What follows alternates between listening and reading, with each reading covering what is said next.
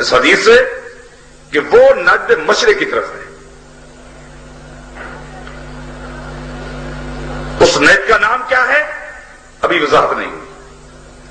آئیے آپ کو تیسری حدیث سناتا ہوں. یہ تیسری حدیث مسند احمد کے اندر موجود ہے. اس حدیث کے راوی ہیں سیدنا عبداللہ بن عمر رضی اللہ تعالیٰ عنہما. فرماتے ہیں رأیت رسول اللہ صلی اللہ علیہ وسلم یشیر بیدہ یوم الی العراق. ایک دن میں نے خود نبی علیہ الصلوۃ والسلام کو دیکھا, آپ نے عراق کی طرف اشارہ کیا ہوا تھا.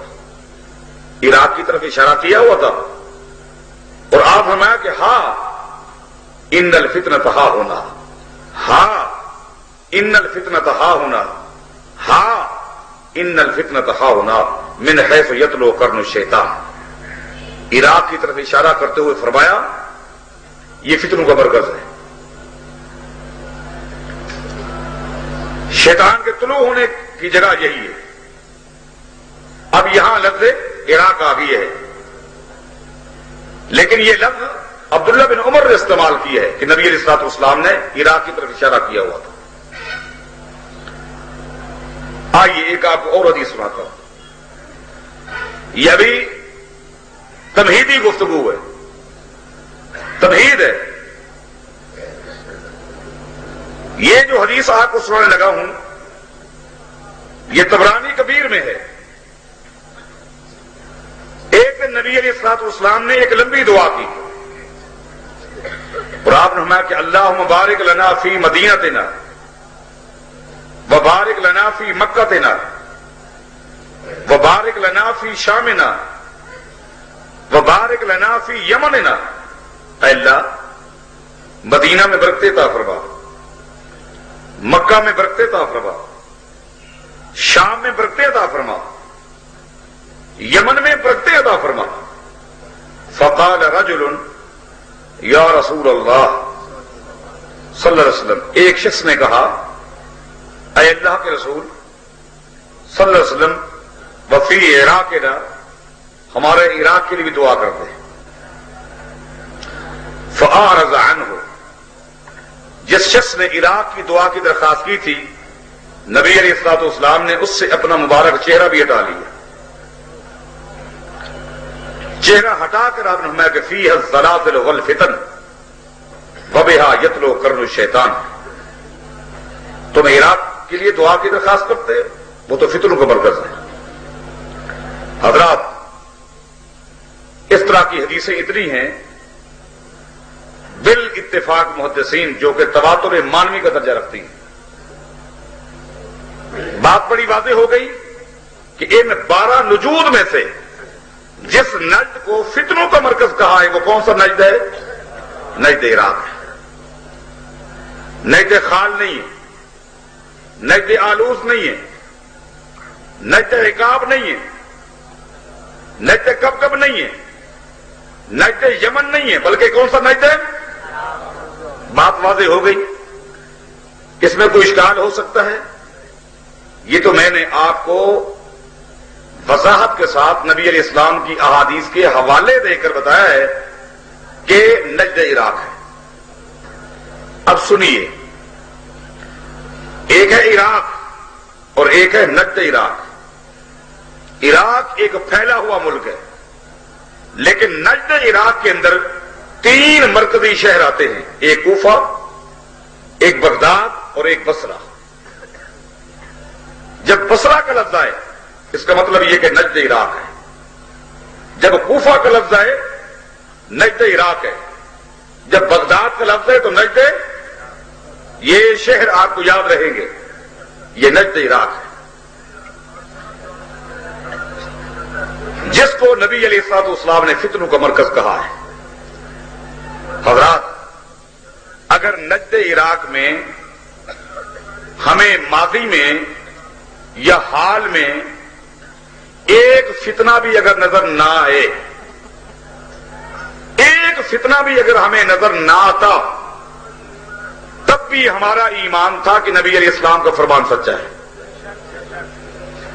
ہمیں اگر فتنے نظر نہ بھی آتے تب بھی ہم یہ کہتے کہ نجد عراق فتنوں کا مرکز ہے، کیونکہ یہ بات نبی علیہ الصلوۃ والسلام نے بیان کی ہے۔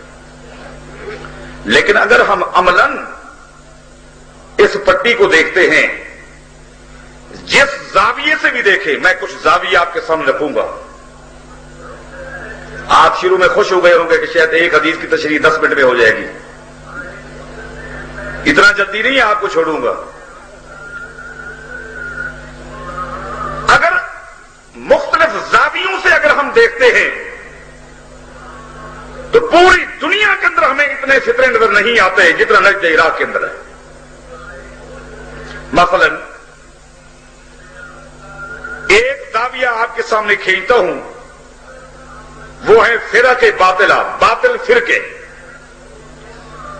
جو اسلامی لباس کے اندر ملبوس ہو کر سامنے آئے، جنہوں نے مسلمانوں کو گمراہ کرنے کی کوشش کی۔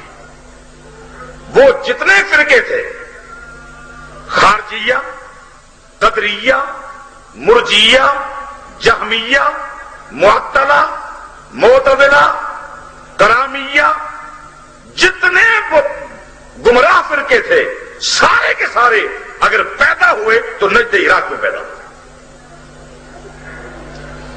کسی کی ضرورت ہے کہ انکار کر کے دکھلائے، اور یہ خالی نام ہم نے سنے ہیں، یہ بدترین فرقے تھے۔ خارجیہ سب سے پہلا فرقہ یہ پیدا ہوا، یہ وہ بدترین فرقہ ہے خارجیہ جس نے سب سے پہلے مسلمانوں کو 2 حصوں میں تقسیم کیا۔ یہ وہ بدترین فرقہ ہے سب سے پہلے جس نے اعلان کیا کہ نبی علیہ الصلوۃ والسلام کی جو حدیث قرآن کے مطابق ہوگی لیں گے، جو قرآن سے ٹکرائے گی وہ باطل ہے، وہ مردود ہے۔ حالانکہ مسلمانوں کا اتفاق تھا اور آج بھی مسلمانوں کا اتفاق ہے کہ نبی علیہ السلام کی کوئی ایک بات بھی قرآن کریم کی کسی ایک آیت کے خلاف نہیں ہو سکتی۔ یہ فتنہ خارجیوں نے پھیلایا کہ وہ حدیث باطل ہے، مردود ہے، اس کو ہم نہیں مانیں گے جو قرآن سے ٹکرائے۔ مثلا خارجیوں نے کہا کہ قرآن کریم میں خالی اتنا ہے کہ جب کوئی شخص زنا کرے، مرد ہو یا عورت، فَاجْلِدُوا كُلَّ وَاحِدٍ مِّنْهُمَا 100 جلدہ۔ قرآن یہ کہتا ہے کہ اس کو 100 کوڑے لگائے جائیں گے۔ اب خارجیوں نے کہا یہ جو حدیث ہے نا کہ اگر شادی شدہ مرد یا عورت زنا کرے ان کو کوڑے نہیں لگائے جائیں گے، ان کو سنسار کیا جائے گا، زمین میں زندہ گاڑ کر پتھروں کی بارش برسا کر اسے صفائے ہستی سے مٹا دیا جائے گا۔ خارجیوں نے کہا یہ حدیث قرآن سے ٹکراتی ہے، فَأَبْطَلُوا سب نے کہا کہ یہ حدیث باطل ہے۔ نبی علیہ الصلوۃ والسلام کی حدیث کو مردود کہنے والے، باطل کہنے والے یہ خارجیہ تھے جو پیدا ہوئے نجد عراق کے اندر۔ انہوں نے کہا کہ قرآن کریم میں آتا ہے جب چور چوری کرے، مرد ہو یا عورت، تو فَقْطَعُوا أَيْدِيَهُمَا، قرآن نے کہا ان کے ہاتھ کو کاٹ دو۔ خارجیوں نے کہا یہ دایاں ہاتھ ہے، یہ بایاں ہاتھ ہے، یہ کندھے سے ہاتھ شروع ہوتا ہے، لہذا اس کا ہاتھ کندھے سے، مونڈھے سے کاٹ دیا جائے گا۔ یہ جو حدیث میں آتا ہے کہ کلئی سے ہاتھ کاٹا جائے گا، یہ حدیث قرآن سے ٹکراتی ہے، یہ حدیث ہمارے نزدیک مردود ہے۔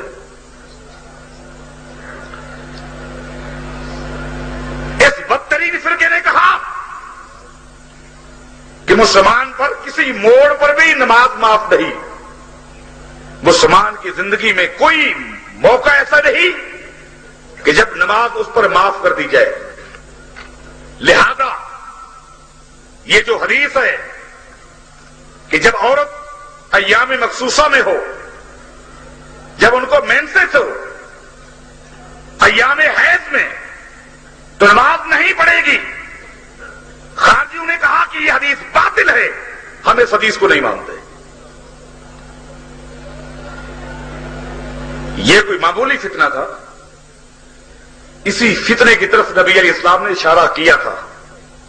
انہی خارجیوں کی طرف اشارہ کرتے ہوئے آپ نے فرمایا تھا یہ فتنہ پیدا ہوگا تو حقرون صلاتکم بصلاتہم، ان لوگوں کی نمازوں کو دیکھ کر تم اپنی نمازوں کو حقیر سمجھو گے، ان کی عبادت کو دیکھ کر تم اپنی عبادت کو حقیر جانو گے، جبکہ یہ وہ بدترین لوگ ہوں گے کہ جن کی عبادت، جن کا دین، جن کا ایمان ان کے حلق سے بھی نیچے نہیں اترے گا۔ اور ایک حدیث میں آتا ہے نبی علیہ الصلوۃ والسلام نے فرمایا کہ یہ خارجی جو ہیں یہ جہنم کے کتے ہیں، جہنم کے کتے۔ یہودی جہنم میں جائیں گے، چیخیں گے، چلائیں گے، عیسائی جہنم میں جائیں گے، چیخیں گے، چلائیں گے، لیکن جب خارجی جہنم میں جائیں گے یہ چیخیں گے نہیں بلکہ کتوں کی طرح بھونکتے رہیں گے۔ یہ خارجی پیداوار ہے نجد عراق کی، قدریہ، یہ بھی ایک بدترین فرقہ تھا جنہوں نے تقدیر کا انکار کر دیا۔ تقدیر نام کی کوئی چیز نہیں، مانا توحید کو تباہ کر دیا، عقیدہ توحید کو چھلنی کر کے رکھنے والا بدترین فرقہ قدریہ، یہ بھی نجد عراق کی پیداوار ہے۔